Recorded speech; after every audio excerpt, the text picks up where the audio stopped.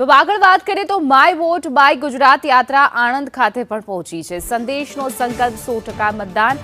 આણંદમાં નગરપાલિકા ચૂંટણીનો માહોલ ગરમાયો છે। 13 વોટની 52 બેઠક પર ચૂંટણી છે। દરેક વોર્ડમાં ઉમેદવારો વચ્ચે સીધી ટક્કર છે।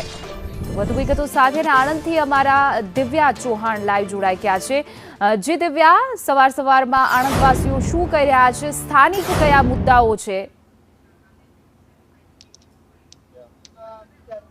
हाल जे स्थानिक समस्याओं तो अनेक છે, પરંતુ માય વોટ બાય ગુજરાત ની યાત્રા અહીંયા આણંદમાં પહોંચી છે ને કેટલાક લોકો છે વહેલી સવારથી અહીંયા બહાર નીકળતા હોય છે એમને જોવા માટે છે।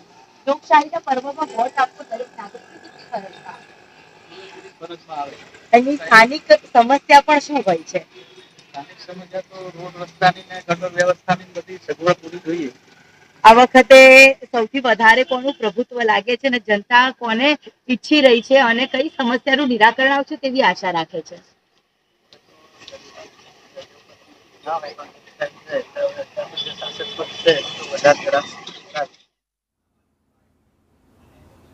જી દિવ્યા।